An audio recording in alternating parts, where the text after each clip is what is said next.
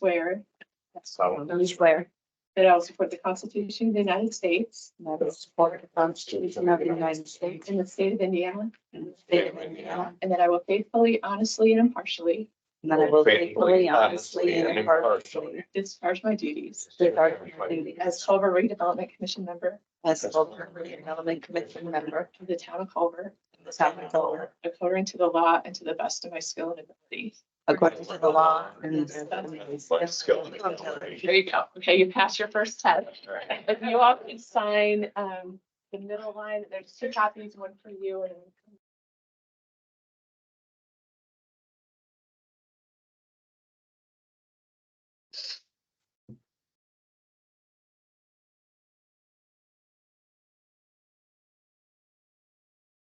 Just from the one. you can keep the other ones. keep it. Okay, sounds good. All right, We good to go? safe travel.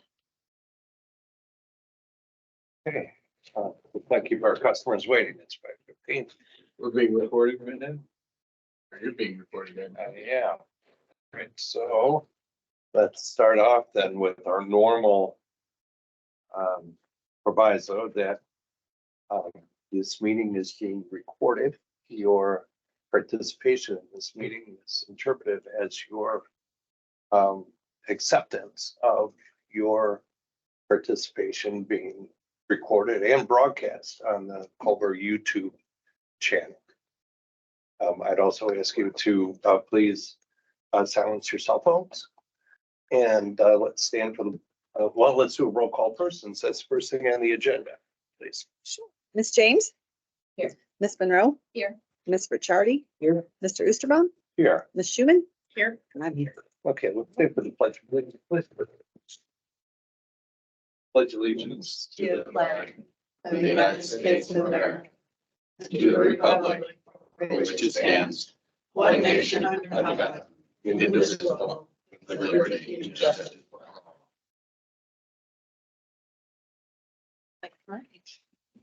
Okay, well, thank you everyone for coming tonight. I'm really a little bit surprised to see so many people coming out in cold weather, so thank you very much. The next thing on the agenda is the election of officers for 2024. Let me start by congratulating my colleagues for the reappointment to the Culver Redevelopment Commission. Thank you very much for all your service in 2023, and thank you in advance for your service in 2020. So I'll now open the floor for nominations. Let's start with the president of the Culver Redevelopment Commission. Any nominations? I second. Are there any further nominations? Hearing none, I'll call a vote on that. Ms. James. All in favor? Oh, wait, we don't have to do a roll call, do we? Because I'm here. No, we don't. So all in favor of me continuing my attempt at leadership of this group, say aye. Aye. Any opposed? Okay, we need a vice president. Nominations for vice president, please. Hearing none, I'll nominate Sally Ricciardi. Any additional nominations?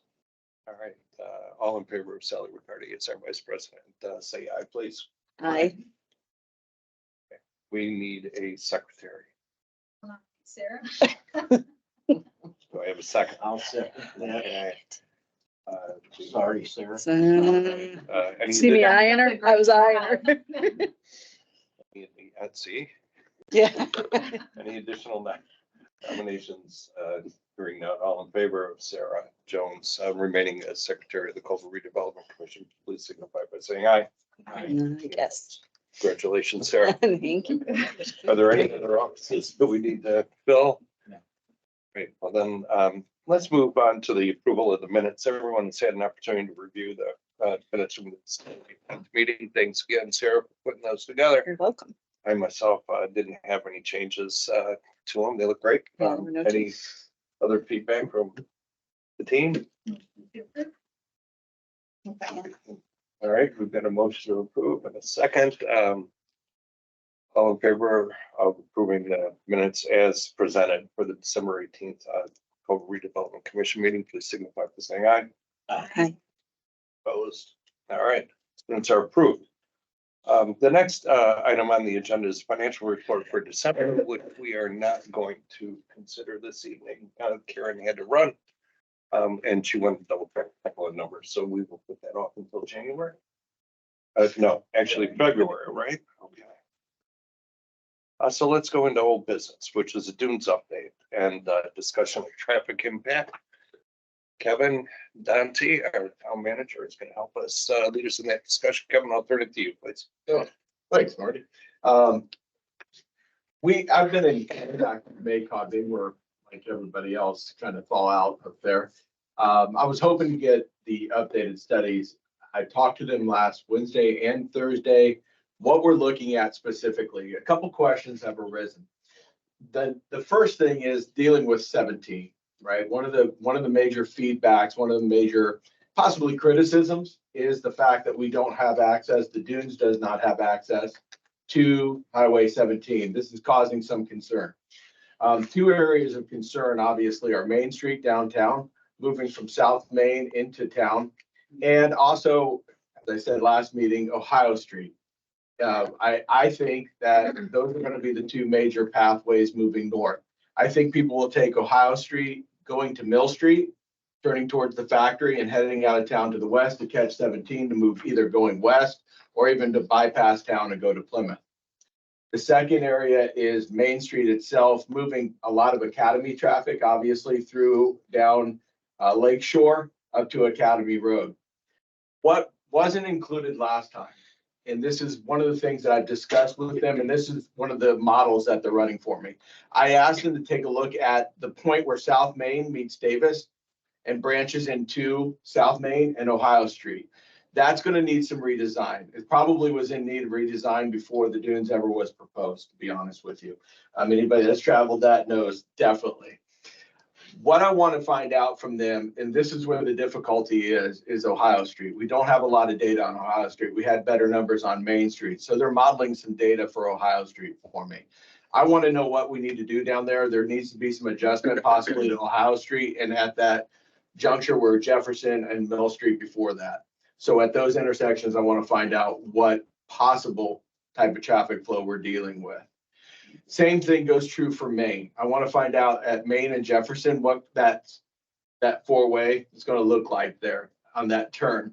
Those are two major areas that the new study should be bringing us some information back on. A second, well, maybe third at this point, problem that I addressed with MACOG is the fact that we're dealing with such a variable level of traffic. How can I get consistent data? And the answer is you can't.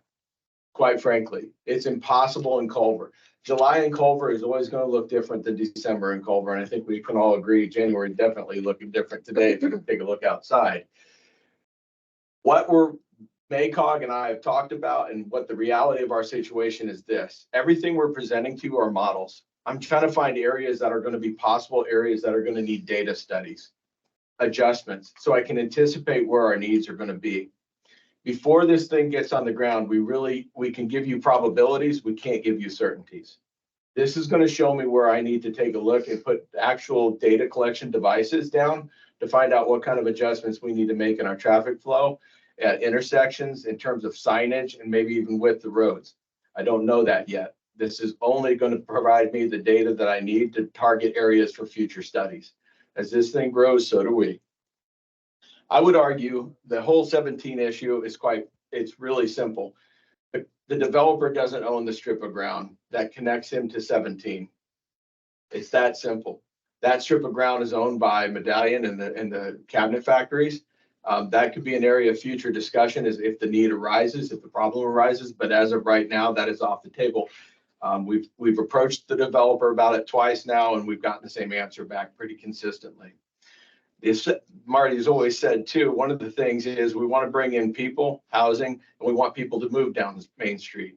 We want that traffic so we can possibly get some businesses up and running and grow that economic sector up there. So foot traffic would be preferable. Some walkways, some pathways that connect town to the development is something that the developer has put in, but we also need to take a look at sidewalks and how we move foot traffic through there. And oldie but goodie in Culver is golf cart traffic, right? And so learning we can do to enhance that is another possibility. Hopefully MACOG will have some things back to me, and at the next town council, I'll be able to put that in my town manager's notes. If I do get some information back, I'll also post it on Town and Gown and put a blast on Facebook to let you know I have that information, and I'll make that available. Sound good, Marty? Anything to add, or am I distracting? Or No, but we'll take any questions. Yeah, please. I have a quick question about the study. When they say base year, is that just based historically? Is it like It's a recent year? It's a historical study year. So, Okay. yeah, I had to learn that myself. Percent change is based on predicting 2025, it looks like. It- in the it- Slides. That's right, current versus Okay. projection. Okay. Yeah. Thank you. Yes. I have a question, and maybe this isn't relevant. Why can't you come in 19th Road? There was only be one stop and they would be right there. That's in the county. And I agree, and I anticipate traffic will take advantage of 19 originally. I don't think that they're necessarily gonna have to go out through South Main. Traffic has a funny way of, like water, finding the path of least resistance. I think 19B, definitely with the construction traffic, is coming in through there. That's what we've been told the whole time, and that's the way the construction is planned out. It will be interesting to see, but definitely you're right. 19B is a logical choice, right? I know Maine's gonna be very busy. And we knew that going in, and the study included it, and that's why we're picking up Ohio just as a comparison. But they've also taken a look at 19B in the original study. And they do feel like that will be a pathway. I think that would be 19th. Road. It is. I said 19B 19B. I'm sorry. It's the next one. You're correct. Right. Thank you. Yeah, 19.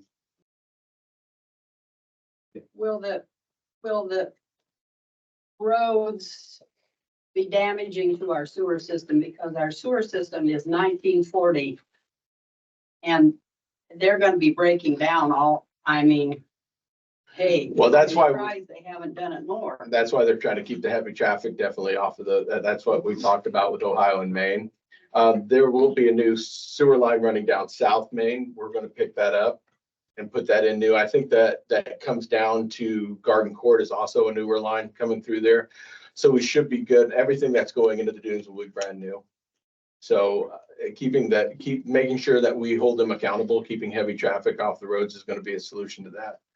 And we do have the occasional truck still, as Marlene has pointed out, or Maureen, there you go. You guys can't sit next to each other. As pointed out on different occasions, that's something that's already a concern that we need to keep an eye on. Definitely. I had a hand in the back, yeah.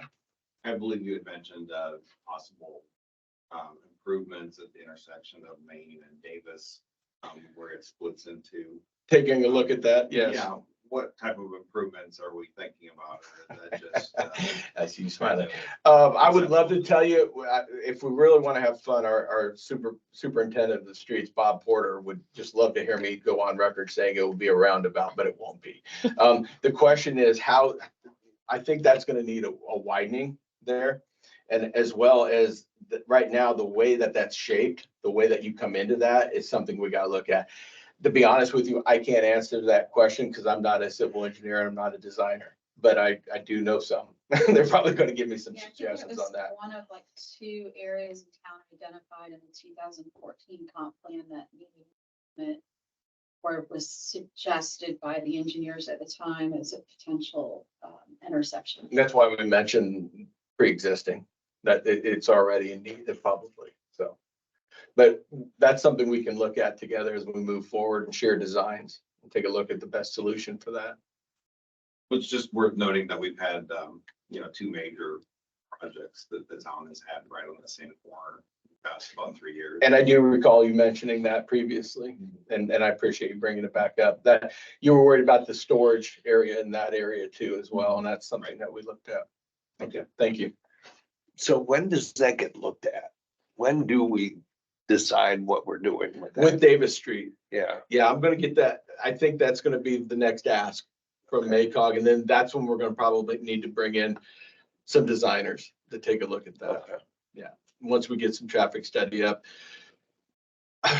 I don't want to answer that right now, Marty, Yeah, but I can't. no, I mean, but just it's mean gonna in have to general, be- because Yeah, there's a plan commission review anticipated for the dunes at some point, and would we want to do that in conjunction with like the plan commission? That could be a review of the possibility. Project.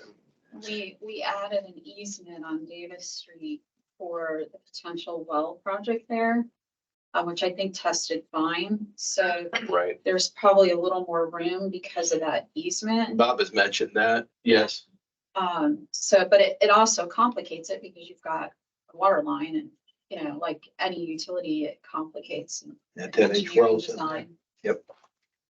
well, and the other thing is how Tampa Road enters the project, so it's a zig, kind of like Main and Davis, it's a zig.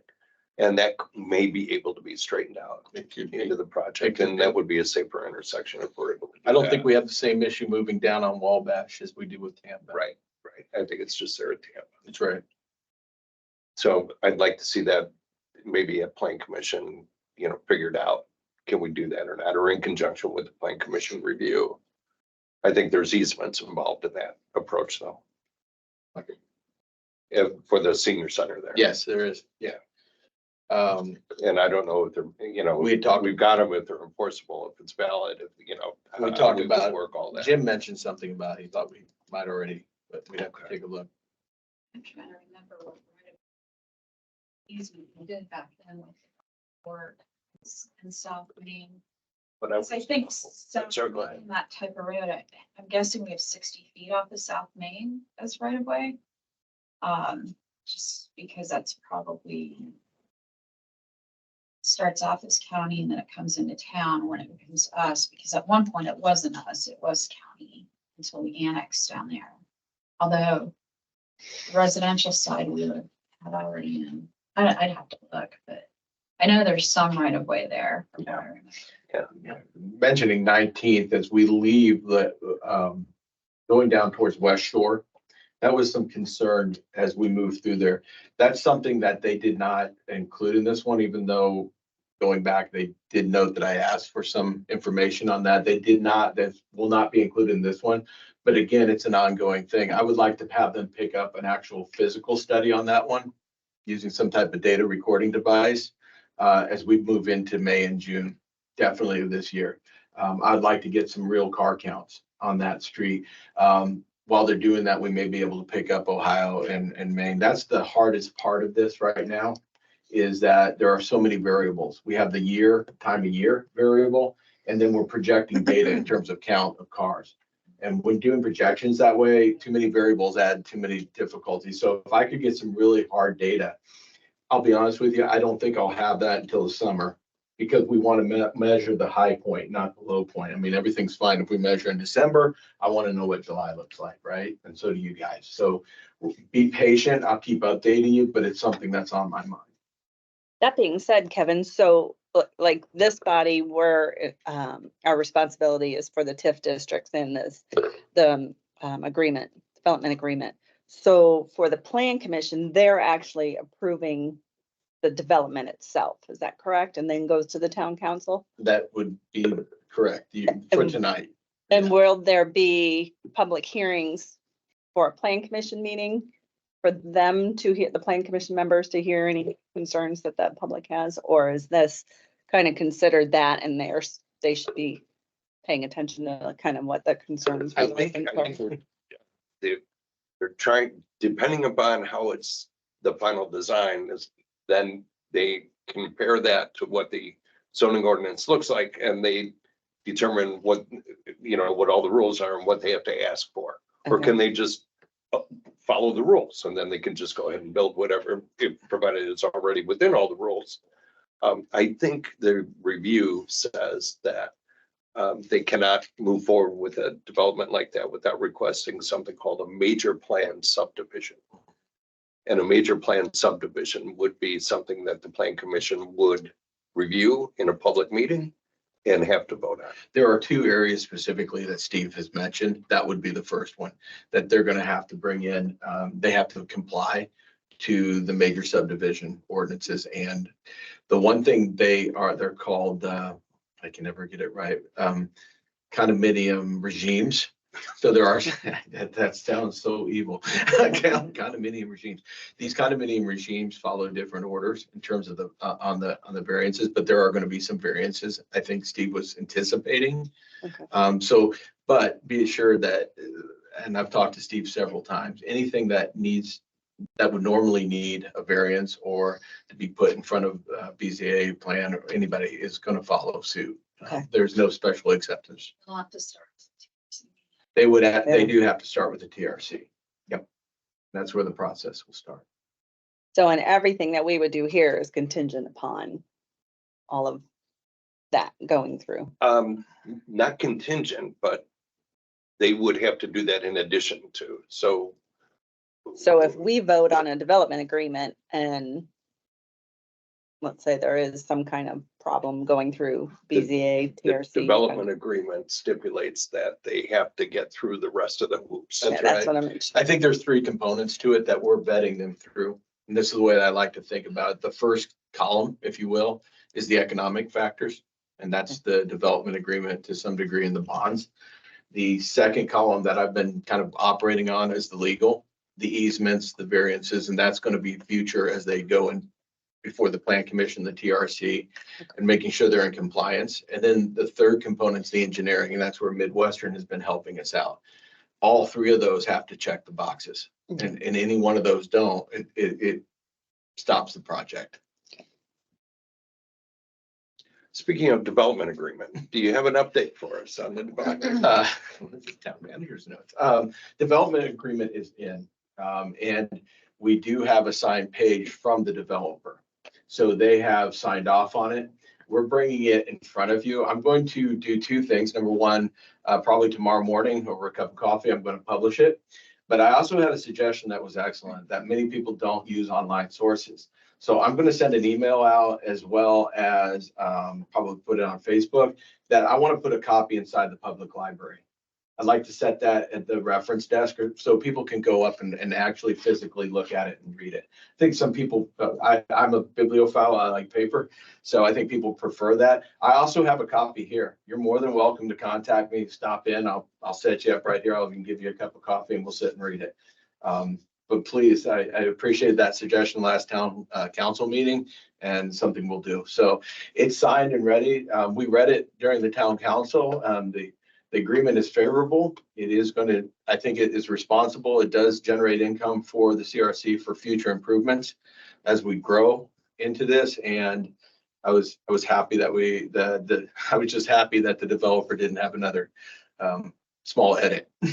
We got the signature page. So I'll provide just a little bit of backstory on that development agreement. There was a group representing all of you that negotiated with the developer. I was part of that group. Sally was part of that group. Kevin, Bob Porter, our town attorney, Jim Clevenger, our town council president, Bill Clevenger, missing Karen Heim, part of that. And that negotiation has been ongoing for the better part of 6 months, I gotta say, at this point. I mean, it's been a long time. And the initial discussion started and I would think, right? Yeah. Jenny. So Jenny was involved at the start of that too. So now we have the agreement to the point where that group thinks it's a good deal for the town. And the developer has signed it. And so now we have to sign it, the Redevelopment Commission and the town council. President needs to sign it. So both my signature and Bill's signature needs to go on that agreement before it becomes effective. I've asked the team here to review that agreement. And we're not going to vote on whether or not I'm authorized to sign it by you tonight. I've decided that because we just got it Friday and I just want to give you more time to take a look at it. And in the meantime, Kevin has thought, well, let's make sure we get it published and we get input from the town on that agreement as well. And then a week from Tuesday is the town council meeting. That's Thursday. tomorrow, right? Thursday. Oh, a week from Thursday. a week from Thursday, the town council meeting. And maybe by that time, depending on the input, and maybe we'll do a special get together to talk about the CRC, but we can bring it to closure then, depending upon your feedback. Does that sound okay? Yeah, that's great. I have two comments. First, you were talking about your engineers and the access on your streets and widening some of them and how you're gonna do. Possibly. Possibly, okay. Okay. I know engineers are fantastic, but I also know that engineers aren't always practical. Mhm. And you have done some things with your intersections in Culver that makes it very hard for semis, or not even semis, but you have a lot of garden landscaping people that have 25-foot trailers and pickups. That you can't come in on Jefferson Street and make a right-hand turn on the main with a car coming down Main going north. You can't make that turn unless you run over the curb or you make that car back up, or you sit there and block the thing until he goes on and hope that the next one behind him, which the more traffic you have, the more likely you are to have a backup there because you put those bump outs in and those trucks can't make those curves. So, you know, like I said, engineers are great. They do fantastic with a town that is strictly cars, but they, I hear you. you know, I think you've got Marty Stellers and you've got Kevin anyway, you know, that have those long trailers that, you know, have them come in town and show you how much. Well, that's what I was room gonna, it takes. I was gonna, two things I think that you bring up an excellent point. Number one, that's why we don't want to rush. That's why getting that data and getting it targeted is so important. The second, and not assuming. The second thing is I really like what NDOT's doing right now out at the intersection of 31 and 10. They've got proposals that they put in front of people. Now, how much they're buying into that feedback, but they're showing you the design and they have options there. Right. I think that's important. I think that to your point, soliciting some public opinion before, making sure that we don't miss anything. Don't Just assume. assume that your engineer is Exactly. telling you. Don't the assume. exact right thing. That's right. And there is something that MACOG will do now. They got a grant to get equipment purchased where you can have MACOG come in and let's say you're designing an intersection or a roundabout or whatever the case is. They will measure everything off and set it up to feel like the space is going to be. So they did this in Bremen when they did the downtown project. 'Cause, you know, Bremen, their main street is so wide and they were narrowing that main street because they had traffic just flying through downtown Bremen. So people crossing like me who got hit by a truck when I was crossing that road. So what they did ahead of time is they came in and they set everything up with pieces of equipment so you could actually feel as a pedestrian what it would be like, and even as a car driving it, what that narrowing was going to do. So if we redesign an intersection or a road, or we have a specific trouble spot, you can bring MACOG in with that stuff and actually mock it up. It's not going to be exactly the same because, you know, obviously if you were putting a curb in to look at what that curb is going to look like before in the actual physical space, but they have some equipment now that does that. It's Plymouth did it with a couple of their intersections too, and it made a huge difference because they tweaked the design based on doing that. We could do that as well. I think, after what you're saying, Jenny, I think that's that's really kind of cool, honestly. But for a town that is on and off, we have a 50-50 town here. We have this town these months, and this town, we become this town the rest of. So as much as I think that that's pretty cool that you could do that, I mean, that it would be like, again, you would have to see that when we're On on peak season. the total peak. And, you know, we brought the subway back in and we kind of joked in several of these meetings that, oh, you know, there's gonna be an accident, something's gonna, you can't get in there, cars are coming out, you can't even, it's not even peak season. I can't wait to see what's gonna happen when people are pulled in there, coming around corners. It's gonna happen. We're gonna have several. And you couldn't be more right. I think, and I just wrote down key key to getting the traffic right is getting our test during the peak Yeah, season. Getting data, getting it, and then we make adjustments, right? And being flexible enough to make those adjustments moving forward. It's key. And that's sort of where I began tonight, right? Getting the model is fantastic. It's wonderful, but hearing you're out in the streets every day, getting public opinion back in and then getting real data. So you don't miss 19 being 19. But no, really, honestly, getting actual physical data is key and then testing it. I appreciate Well, that. we could bring in Tony sellers. And Sure. someone with a boat and like, you do, if you're gonna mock up the space, you wanna test it with Yeah. your peak season. You can do it people with as your own well people. as- You don't need to spend Yeah. that much money. That's And, exactly you know, right. nobody ever- Well, that's a good thing about MACOG. We don't. So- That's why MACOG's fun. They're free. But yeah, you're right. I have one more. Thing to just kind of add to the mix of things. With, potential of building, or probability of this dooms taking off and stuff. And to draw, we've been talking for years, Jenny, this is something that you were really big on, is we're gonna make this a destination town, city and all of that. And my biggest thing has always been, for the 34 years that I've been around here, it's been great when it was quiet and nobody knew about it. It was a great little place, our own piece of heaven. Making this bigger and extending the town the way that it looks like we're going. My biggest upset is that we have a ghost of a downtown. We have storefronts that are empty. We have buildings that are owned that nobody wants to give a decent break on renting out. It's either you buy the whole thing or goodbye, or they don't call you back when, you're asking. So, and, then there's that rumor, whether it's true or not, that our chambers is, kind of falling apart here. Yeah, we got working. What do we do? And Sure. I know this is not exactly, I just want to put this out for you guys that are on all these committees, the same ones repeatedly, so you can take it back to your other committees that you're on. What do we do? You're speaking to the problem we've been discussing for literally at least the 16 years I've been around. So what do we do? And the solutions we've been coming up with are more full-time residents, because 40% of our homes are owned by people who don't join a committee, who aren't on a nonprofit, who aren't a volunteer, and who aren't engaging year-round. So therefore, probably also not spending their money at local establishments, other than maybe some of the restaurants, because they eat when they're here. That's exactly one of the problems we've discussed. And the idea of housing was, could we bring more full-time residents? So, and one of the stats cited, and I can cite several of them because I've been involved in the study of that very problem you're discussing.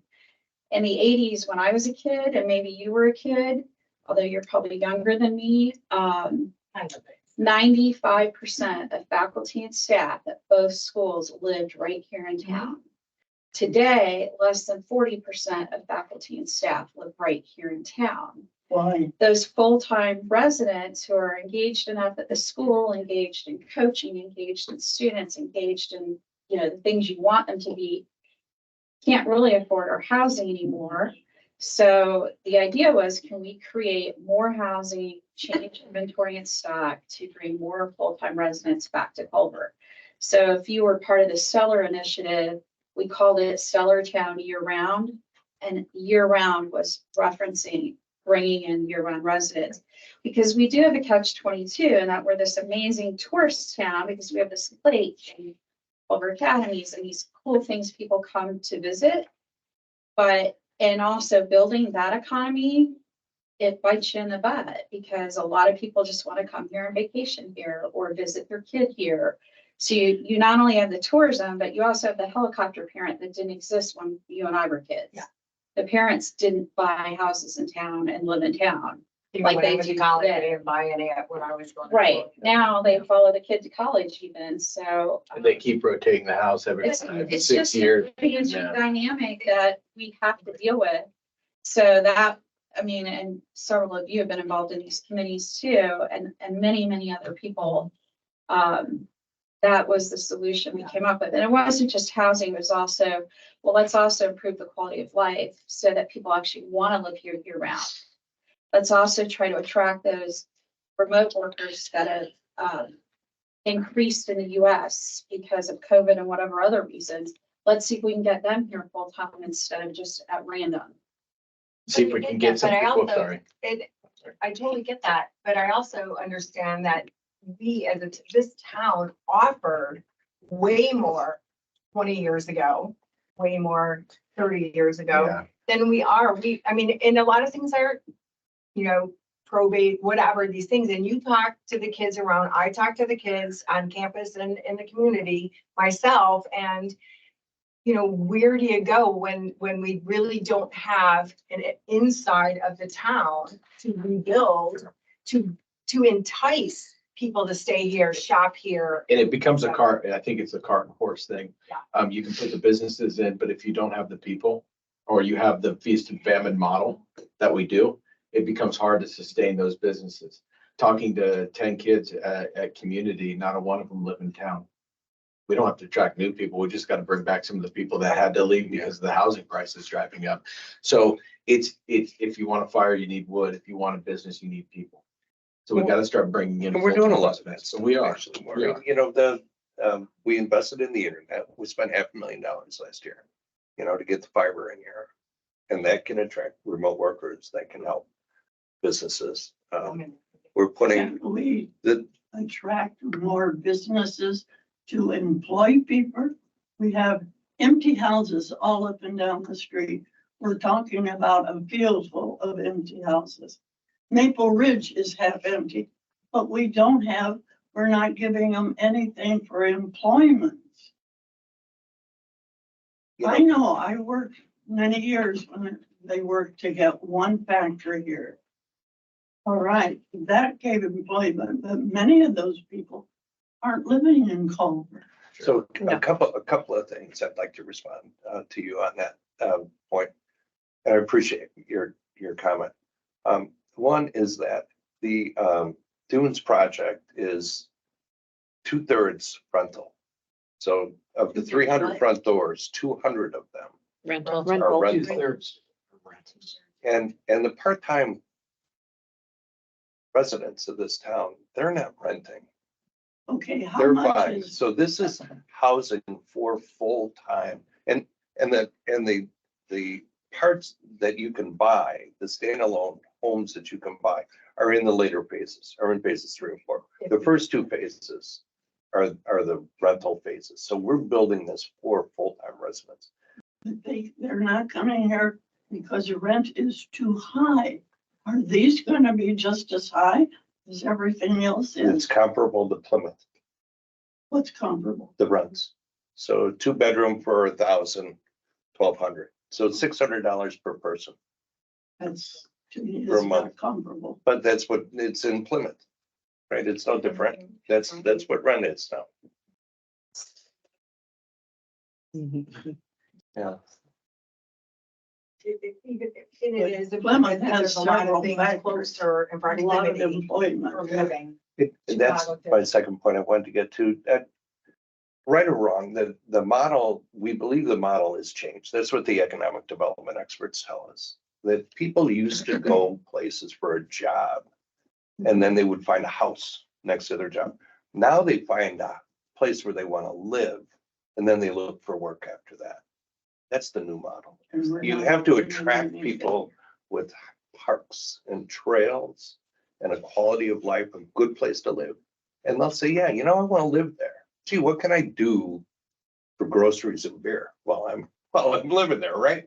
And that's the model that we're committed to. That's why we're committed to the dunes. We are never going to build factories in this town. We're too far from the 4 lanes.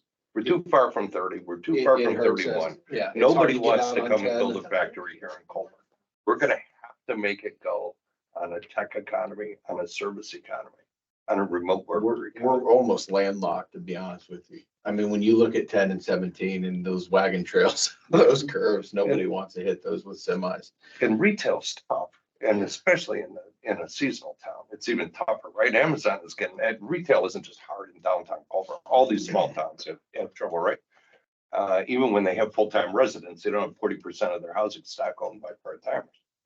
So the economic development experts tell us rooftops equals retail. Build homes, build housing, and that's how you solve your retail problems. We're buying into that too. Hopefully we're right.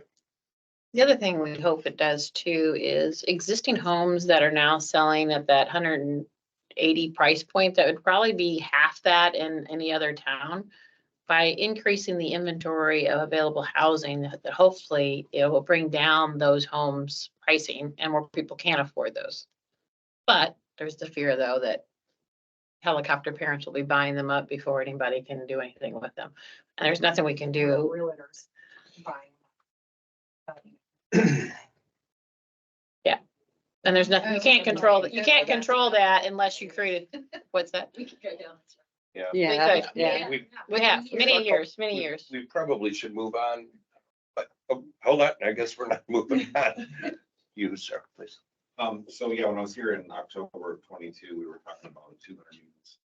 And then when I was here October 23, that had changed to 301, I believe. Mhm. So in this new agreement, are we still talking about the same map that's on the wall? So what we've done with this new development agreement, we've split the phases into two, basically. The first infrastructure phase one, they're gonna build what we call residential phase 1 and 2. So those are mainly rentals, the apartments, they're the senior complex. They're gonna put those in. They have specific conditions that they have to meet, both in terms of infrastructure. So we're committing a portion of the bonds towards that, plus the Ready grant.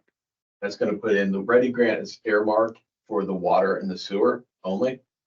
The other incentive is for the curbs, the roads, the other infrastructure. We're paying a portion of that, not all of it. At the end of phase 1 and 2 residential, what we call infrastructure phase 1, the developer asked for a clause to say, if there's no market, we're not building. We're okay with that because we don't need houses sitting empty, obviously, and they need to protect their interest. Likewise, the town also said, okay, if you do that, we have some conditions. We want to be able to inspect, make sure that you've made grade. In essence, you've fulfilled your obligation to the letter of the development agreement. And if they decide that there is a market and we decide that they did that, then we're gonna issue a second set of bonds for 1.5. In total, I think the total aggregate amount is going to be just south of 5 million, or no, just north of 5 million, sorry, just a little bit over. We had planned originally at 5.25, so we're coming underneath that, which is good. We also divided the bonds up in such a way that we had assurances, and that was sort of a holdup back in the fall while we negotiated and wanted to make sure that we were protecting the town's interest. And so that's where we're at. That first phase looks about to be about 225. So those are probably, if I were to, somebody asked me, I'd say 225 to 227 is going to be a guaranteed unit number. And then everything after that is not guaranteed. It's going to be up to the developer as well as us.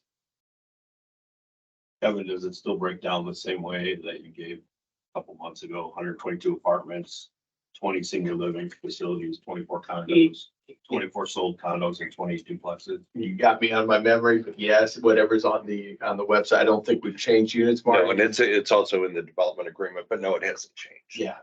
I'm not sure if those numbers are the ones, but I'm always really cautious, but yeah. we have them on, but Yeah. again, they'll be in the development agreement as well. So we'll be able to put that out in front of you in both paper and virtual.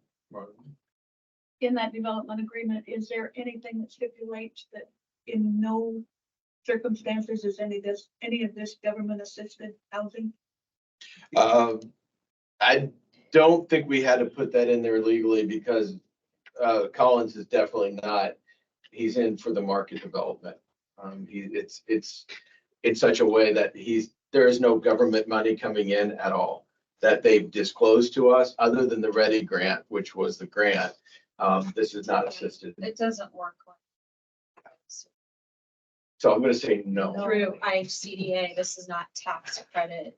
It's federal grant through Ready, but it's not the same program that you saw the addicts. Yeah. that much. But there's no way for that you IGA. can change it later on. If you can't get them sold for No, we don't have to housing, agree to you that. can start, going apply for. He can't just put up Section 8 housing. in other words. No, and the thing is, Marlene, that TIF, the way that the bonds get repaid is that it's generated based on property value.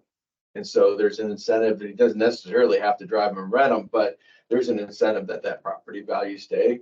And so I cannot see a scenario where he would turn around and do that because he would be losing lots of money. Yeah. So We as a town can't afford. I'm gonna avoid that conversation and focus on the dunes. And the way that we've structured this development agreement and the use of TIF, I think guarantees that there is not a liability to the town and that it's generated based on the development. So I'm comfortable with that answer. Phase one is 24 condominium units, 12 duplex units, 24 patio flat units, 36 2-bedroom, 2 baths, 18 1-bedroom, 1 baths, 20 senior units, 24 garages, a clubhouse, pool, tennis courts, playground. Phase two is 24 condominium units, 16 duplexes, 36 2-bedroom, 2 bath, 18 1-bedroom, 1 bath, 16 garages. Phases 3 and 4, if they're built, would be an additional 33 condominium units and a playground. Phase 4 is 40 condominium units. So there's 73 of the 301 are phases 3 and 4. That's Kevin said. So 220, almost 230, right? Yeah, in between Right. there. In phase Give one. us a little range just in case for a unit. And I'm reading from the development agreement that he's putting online for you to look at. Okay. Appreciate all the questions. So Yeah. Keeps us. Anything else? Collins still own all the ground, no matter what happened. Collins does not own the ground. It's a partnership. Yeah. He's a Well, I mean, partner are in a you- partnership. the Equities LLC. Yes, the way that is. I do that too. All right, so, gonna try and move on. All right. Approval of claims. We have one claim that was submitted. That Karen would like us to take a look at. It is for the facade grant for the subway station.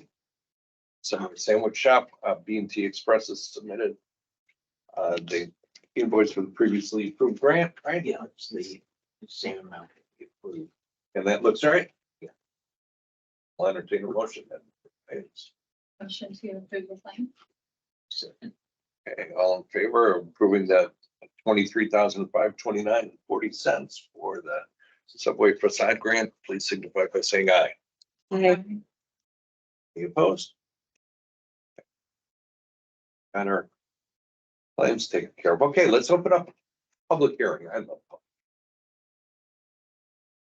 I'll make the motion to open up a public hearing.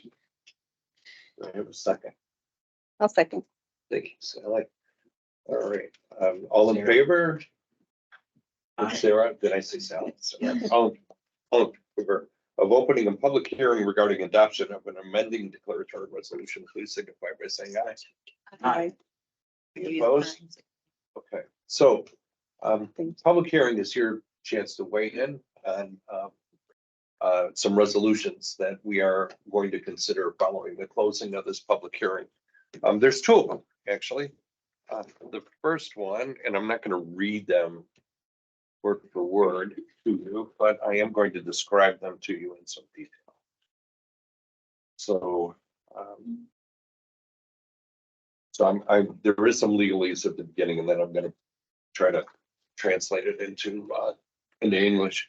All right, so this first one is a resolution of the town of Culver, Indiana Redevelopment Commission confirming an amending declaratory resolution of the town of Culver, Indiana Redevelopment Commission regarding certain amendments to the declaratory resolution and the economic development plan for the Culver Economic Development Area, establishing a residential housing program and all matters related thereto.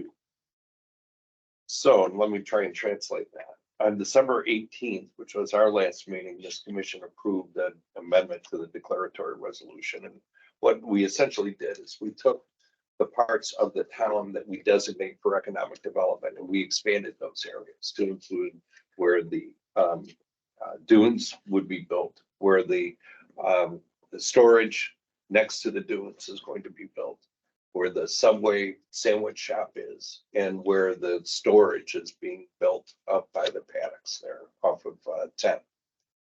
So we, in addition to expanding that economic development area, we also designated all of those areas as areas where we would collect tax increment financing. Establish a tax increment financing district, which means that all the property taxes collected in those areas would now come to the town of Culver and would not be paid out to all the taxing bodies that normally collect property taxes when they're assessed against properties here in Culver.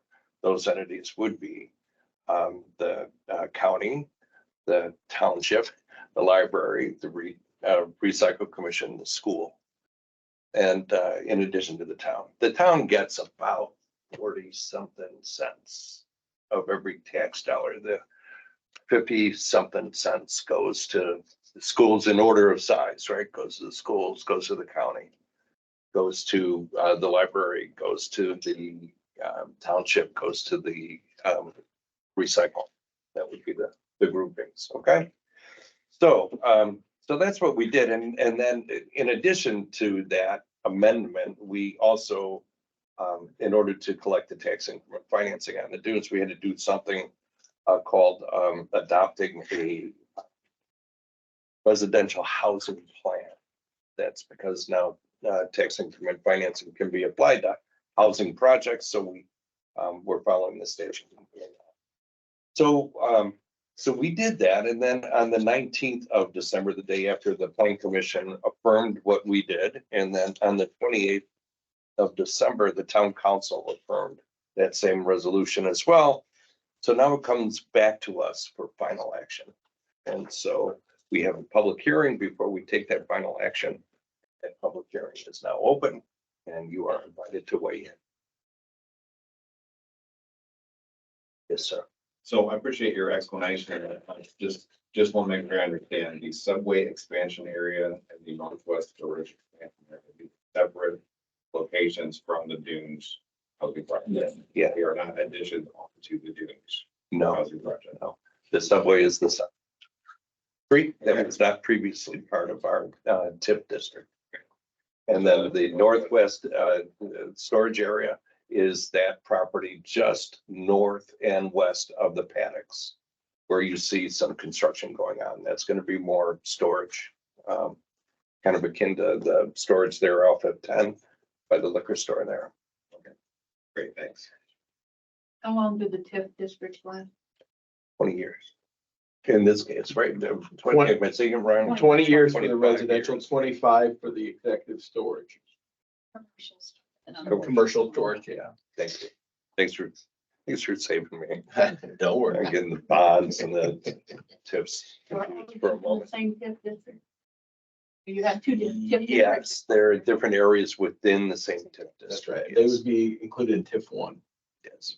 TIF 1. So if like what's in TIF 1 is now like 10 years old or something, I don't know how old it is, but say it's 10 years old, and now you're adding some more that's gonna make 25 years, is just what you're adding the 25 years? What's doesn't there? restart. And That's correct. It's It does still- not restart the yeah. clock on the existing.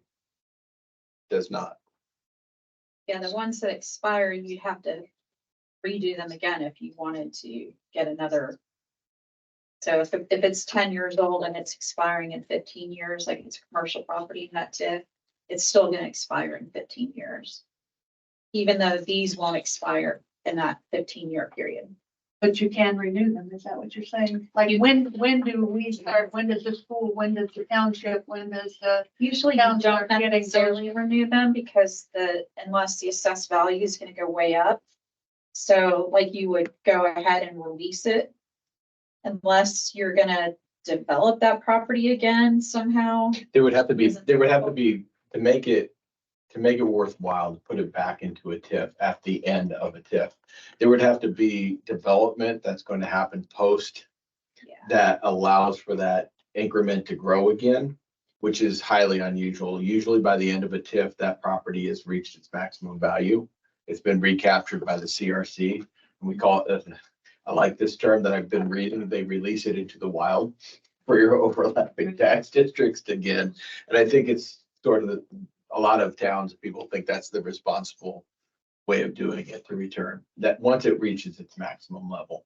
But again, back to your original question, the clock will be on this residential at 20 years, but that doesn't restart everything else that's in that TIF district. So I Like believe, that subway expiring, it's not gonna suddenly be worth another 10 million 25 years from now, unless someone developed a $10 million project, then you go, oh, we'd like to put that one in the TIF, because that 10 million growth would generate enough TIF to make it worth it. Otherwise, it's just gonna There would be expire. no advantage to you putting it back in. No. Where there is an advantage to me, Yes, because now I get the tax dollars on that, right, yes. all of those houses. that's exactly where in but 20 instead of years, Just the land that's right, Yeah. that's right. and It's the gonna grow schools up. and the, you know, well, in the town too, for. Yeah. There'll be I a think solid that's property Really base out why there. the state added having a school rep sit on a redevelopment commission, like Karen's like that reminder. So if these houses do bring kids and her school receives revenue for that student, right? So ideally, like when we did the paddocks, those 24 students generate revenue for the school, even though she's not getting the revenue off the property tax. But it's also why your redevelopment commissions can put money into capital improvements at the school. So if Karen's doing a new entrance to the school or security system or a number of things that redevelopment has paid for over the years, and I think it's one reason the state started saying appoint a school appointee to your CRC, even though they're non-voting, it's like they're reminding you it needs to benefit your school as well in some ways. I appreciate all those entities that are now listed in the TIF district, but there's a property in town that was commercial, rezoned to residential at 415. Is that gonna be in the TIF too? Because that's a new development and it's residential versus. that is not under consideration with any of these resolutions. We may take that up as part of, it's residential. So if we take it up, it'll be as part of this residential housing program that we established as part of this resolution. But right now, that residential housing program is limited just to the dunes. You can take things out of TIF, and we did that, not last year, the year before, I think, at the end of the year. We had two that weren't producing, and they weren't perceived as going to have increased value. So there was no point in keeping them in the TIF when they could benefit all these other entities. So you still go through the same process to take them out. It's a little bit complicated, and you have to hire Baker Tilly and your attorney and all these people. So that's one reason you don't do it every single year.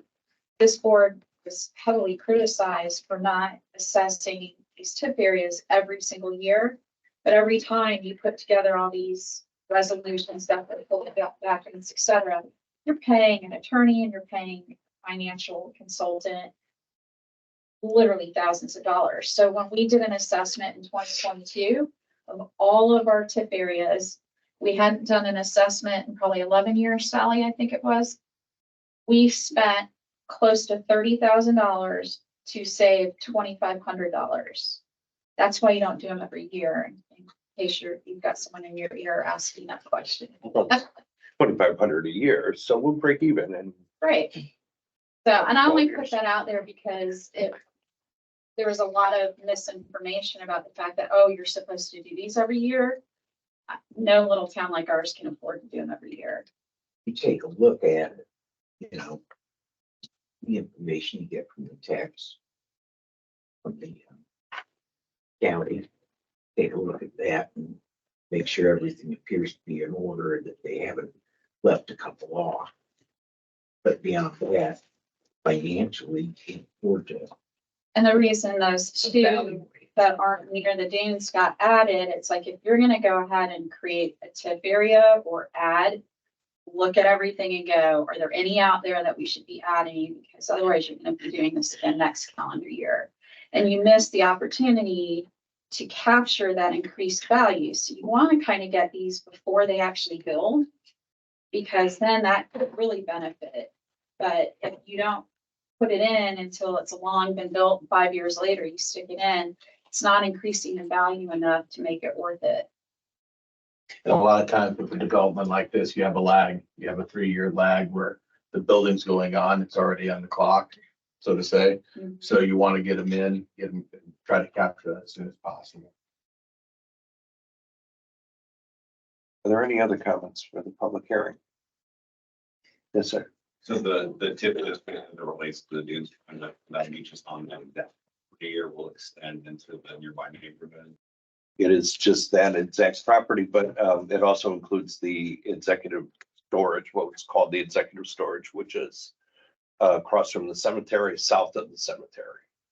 So those two properties will both be contributing tax increment financing or tax increment that will be used to finance the bonds that are for the infrastructure just for the dunes. One of the positive things is that executive storage has $0 incentive wise for the infrastructure. We're stopping right at the end of South Main. They're coming across to connect to us, but we're still generating the income off of those storages, but we incentivize that $0.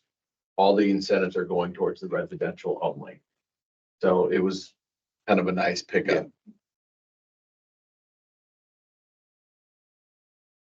And I'm just, Arlene probably knows this, but just philosophically, it's always, when we collect it in the tip, we get 100 cents on the dollar of the tax. And when it's not tipped, then we keep 40 something cents and the other 50 goes elsewhere, most of it to the school, but to the county and other places. I philosophically feel that we need to justify holding on to that money rather than it going to the schools or the county or the township or the library, right? I mean, they're all legitimate organizations that need, operating funds. As a redevelopment commission, we're charged with making sure that we take that money and we reinvest it in a way that benefits the economic development area that we've established, right? And the businesses. And if we're not able to do that, then we should give the money back. That's my philosophy. And so every year we do write a letter to Marlene and we hold, and the others, and we hold, that we lay out all the numbers and we say, this is how much you would have gotten, but we kept it. And we have some good discussions about what we do with that money. And if we get to the point where we can't justify it, then I think philosophically we should give that money back. But right now I can think of about 10 things this town needs that we can invest in that I think would benefit the schools, benefit the county, benefit the township, benefit the library. If we run out of those projects, then we'll see, but okay. I'm gonna entertain a motion to close the public hearing.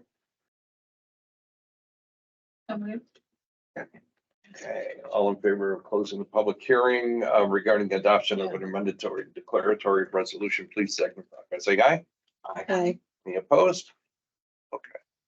All right, so then let's move on to a vote on the resolution itself. I have a number on that resolution 2024-001, the confirming declaratory resolution 2023-002 Culver incentives finance. I have a motion to approve that resolution, please.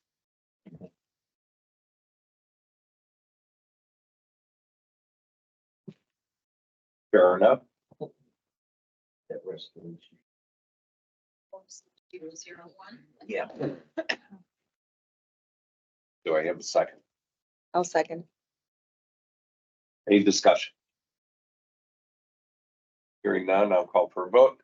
All in favor of approving resolution 2024-001, confirming the declaratory resolution number 2023-002, please signify by saying aye. Aye. Any opposed? Okay, that resolution passes. Now there's a second resolution that I have in front of me, which pledges the tax increment financing toward payment of the bonds on the Dunes project. RDC to pledge. Need that. A resolution of the town of Culver, Indiana Redevelopment Commission pledging certain tax increment revenues from the Culver Economic Development Area to the payment of certain economic development revenue bonds of the town of Culver for the Culver Equities LLC project. Is this 2024/002 then? This Yeah. would be. Yes. Yeah. Yes. 2024-002. You Well- want us to open for this one? Should we? You're probably should. Okay, all right. I'm gonna entertain a motion to open a public hearing on Thank you very much, Jenny, for that catch. I'm gonna open a public hearing on resolution 2024-002, resolution pledging certain tax increment revenues from the Culver Economic Development Area. Okay. All in favor of opening the public hearing? Aye. Any opposed? Okay. And we have a new public hearing, everyone. We double your fun today. So I believe I started the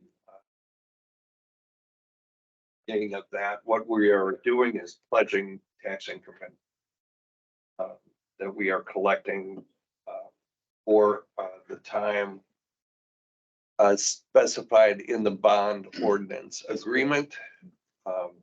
And according to the schedule in the bond ordinance agreement, it also says that the overage, if any, of tax collected versus money owed on the bonds would be retained by the Redevelopment Commission. The other operative language here is that by approving this body would approve the president and the vice president of the commission as authorized to enter into that pledge agreement. Any comments on this? Some really quick details on, so the 100% TIF is generated in 3 years, 4 years, you have this increment that grows. 80% of that money that we collect, we're pledging it back to the payment of the bond. 20% goes directly to the CRC. This is precisely why there's no property tax involved in the local taxes to the public. This is purely generated by 80% of that TIF that's coming in. Now, until it generates, there's some capitalization that goes on, but apart from that, all of these bonds are going to be paid by that increment. So in essence, the developer, by developing that property, is paying the cost of that infrastructure. That 80% is what's going towards it. So that 80% is generated by the fact that Culver Equities is building the houses. That's it. It's as simple as that. No guaranteed backing of the bonds by the town or the Nothing. development. We have no obligations. Any questions, any comments on that one? All right, I'll entertain a motion to close the public hearing on resolution 2024-002. Second, Second. okay, any discussion? I'll call for a vote. All in favor of closing the public hearing on resolution 2024-002, please signify by saying aye. Aye. Any opposed? Okay, the public hearing is closed. Now I'll entertain a motion to approve resolution 2024-002. Make a motion to approve resolution 2024. Is there a second? Thank you, Erica. All right, all in favor, please signify by saying aye. Aye. Any opposed? Resolution 2024-002, resolution pledging certain tax increment revenues. Thank you very much. Okay, before we go to public input, we have some unfinished business in the back of the room. You've been very patient. Amber came to us. I'm gonna refresh your collective memories. Amber came to us in November of this year, and for her annual ask for the Culver Visitor Center. For us to continue our support. The, a couple of different twists this year that she asked for, but to boil it all down, it was $24,000 essentially in ads, which is about what we did last year. And this year there was a request for an all encompassing one request as opposed to one at a time request that we got through the year last year for all of the events that the visitor center is going to be enabling for the town this year, or facilitating, I should say, for the town this year. And the price tag for all of that rolled up was about $17,000. So the total ask is $40,775. You'll recall that at the December meeting, I said, I'm not sure we want to set up, approve any of the expenses we've been asked until we see the comprehensive plan and we know what all is being asked, all that we've got to do. And then Amber reminded me that, they kind of need to move along with their stuff and, they've got businesses, they got a business to run and asked that we move the consideration up. Yeah. So she's here tonight asking for consideration. I'll remind the commission that we've got about 200,000 in spending money for this year. We've agreed that that is an appropriate rough budget for us. So this would be 25% of that essentially. Right. To support the visitor center. Is there anything you want to add? Thank you for bringing it back up. As Marty mentioned, we are kind of moving forward on a lot of projects, like one of them being our Culver event magnet. We usually put that out in January. These are the sort of projects that we're working on, and we're just not comfortable going through with those projects without knowing the sort of funding that we have. I do have the document here that I provided back in November when I first presented. If anyone wants to take another look at it and to know exactly what that refresh of exactly what all that's going toward. Again, as Marty spoke to, this is us, like in the past, we'd come in, we'd ask, and events were always managed by different people. So they'd come in and ask for a specific amount of funding. Luckily now we have Andrea who manages all the events under one person.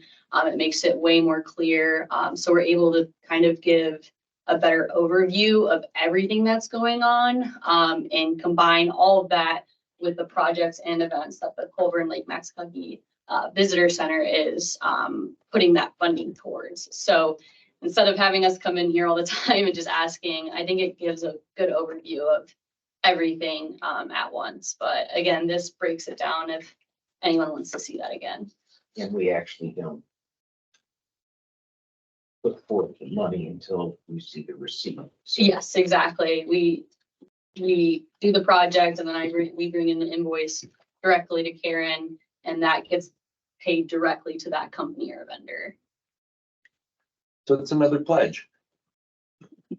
Well, Amber- you know, part of that comp plan, the action plan that we worked on, this is one of the key thematic areas related to quality of place.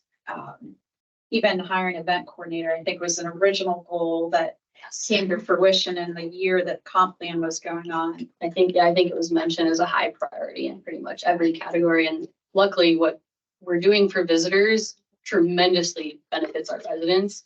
Talking about quality of life, I mean, the ability to entertain people and bring them here year round and put on year round events, I think is huge. Yeah, I think this year we have plein air, which is every other year, Yes. so that number goes up in the plein air year. Yes, exactly. So I'll make the motion to approve covering the $40,775 for visitor center advertising event expenses as we've done in the past. Thank you. I've got a motion to approve and a pledge or appropriation. What is the exact language? Set aside, I'm going to call it a $40,775 for the visitor center. Do I have a second? I'll second that. Okay. Second by Sally. Any discussion, further discussion, question? for I just have a Amber? quick question for Amber. Do you know the total of everything we gave last year? Do you happen to have that, or does anyone know?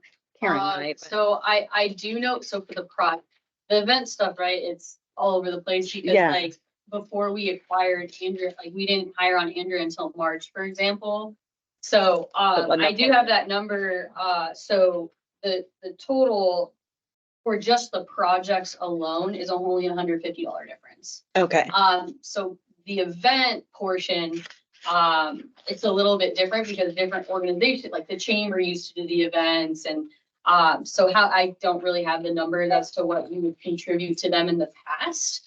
However, I can say the additions I am aware of, I believe like you did Fall Fest, same, Lake Fest is the same as 2023. Culver Winterfest, I know is an add-on, but that's because March, we acquired Andrea.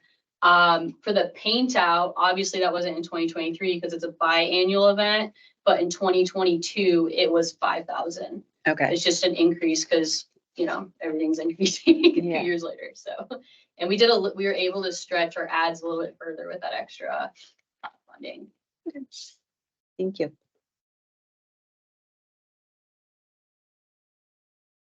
Any other questions for Amber? Then I'll call for a vote on setting aside $40,775 for the Culver Visitor Center and for 2024 out of our 2024 budget. All in favor, say aye. Aye. Aye. Any opposed? Okay, Amber, Thank you very much. We'll be sure to show up and keep showing you guys what it is that we're doing with the funding. I actually have here today with this funding, just hot off the press. These are the Winterfest posters we just had printed at Bowen. I'm happy to say with that funding, Andrea is really extending these events and making them really accessible to people that are attending them. There'll be a pamphlet for the first time at Winterfest this year. What's great about these pamphlets is they advertise our businesses and future events that will be going on. Andrea is really intentional about that. So, and then the event magnets, hopefully you've seen that on social media. Officially has been sent to the printer after 1 million edits. And then the other thing I'm really excited about coming up is the new Culver Visitor Guide brochure. Amazing how many I didn't think Culver changed that much, but I have to edit that map a lot every year with the businesses and everything. So getting a good kickstart on that this year. So thank you. good. We look forward to you checking in with us, you Yeah, know, us throughout too. the year and your usual updates. Thank you. I am curious if you or Andrea heard the chamber came up earlier. I don't know if you were here. Yeah, I was. Do we know if they have an active board? To your Um, knowledge, do they have an active board? to my knowledge, no. I have not, I feel like I'd be pretty tuned into that. I do know, Jesse's still working for the chamber. I heard a month ago from her. But what that entails, I don't think I've seen anything on unsure. TPL in a while. There hasn't Like the been. chamber and chatter that they used to do. Yeah. It actually was a topic last week that was approached and it's on the radar. Yeah, I was Revisit. just curious because I hadn't seen anything on TPL. yeah. And the only other thing I know is, formerly like the chamber would appoint whoever served on the MCT board, but we ended up doing that. Council. Yeah, and changing how that appointment is made to that board for representation within Culver. I don't think they requested businesses to pay dues yet, which typically happened in January. So Okay. I haven't seen dues requested from chamber. Yeah, I wondered, I hadn't seen any. Yeah. Communication. Thank you, guys. Thank you. Okay, we've reached the part of the meeting that I enjoy the most, public input.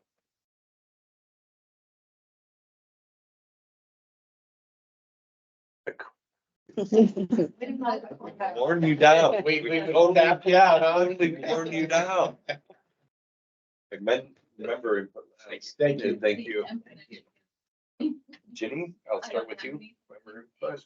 Erica? Sally? Nothing. Sarah? Karen? I'm good. See you later. Kevin, anything from you? Absolutely. Okay, thank you. Nothing from me. So with that, I'm going to entertain a motion to adjourn the sign claim. So moved. Second, Okay. all in favor? Aye. Thank you, But I everybody. get 3 copies of each. I gave you 3 copies of each to sign. That